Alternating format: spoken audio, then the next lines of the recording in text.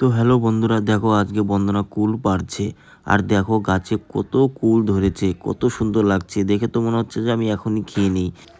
আর দেখো নিচে কত কুল পড়ে আছে। সবাই এগুলো নিয়ে আজকে আমরা খুব মজা করে আজকে আমরা মাখা খাবো। তো দেখো বন্ধুরা এখন দেখাবে, দেখো তোমাদের যে কত সুন্দর কুল। আর এগুলো নিয়ে আজকে আমরা খুব মজা করে আজকে মাখা খাবো। তো বন্ধুরা দেখো তোমাদের দেখাচ্ছে কত সুন্দর। দেখো বাড়িতে চলে আসলাম। আর এখন দেখো বন্দনা বলছে এগুলো দিয়ে আজকে আমরা খুব সুন্দর করে মাখা খাবো। আর কত সুন্দর দেখতে লাগতেছে।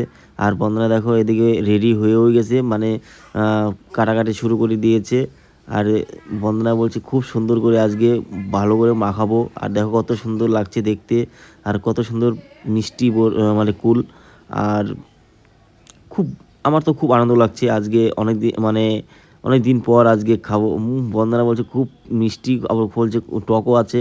হ্যাঁ, এই বেশি মিষ্টি হলে ভালো লাগবে না, একটু একটু টক হলে ভালো লাগবে। মিষ্টি আর টক হলে খেতে বেশি ভালো লাগে। তার জন্য বললাম যে মিষ্টি টক জিনিসটাই ভালো লাগে বেশি।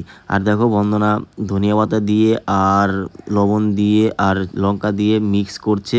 এখন পুরো এটাকে মাখাবে। একটু চিনি, তার সাথে একটু চিনি দিলেও মানে একটু মিষ্টি না হলে একটু মানে ভালো লাগবে না। তার জন্য একটু মিষ্টি দিলেও মানে একটু ভালো লাগবে, মানে ভালো মানে একদম সেই লাগবে খেতে। মজাই আলাদা একটা টেস্ট।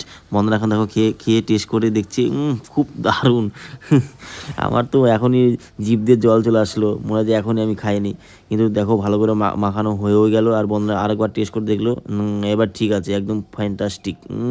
কি স্বাদ! এবার সবাইকে, এবার বোনকে বলছে খাবি নাকি, নে খা। আমাকে বলছে নাও একটু, আমি ঠিক আছে অল্প নিয়ে দেখলাম, কি স্বাদ! দেখো আমাকে আরেকবার বলছে, আরেকবার খেয়ে দেখো, দাও তো একটু। কি স্বাদ!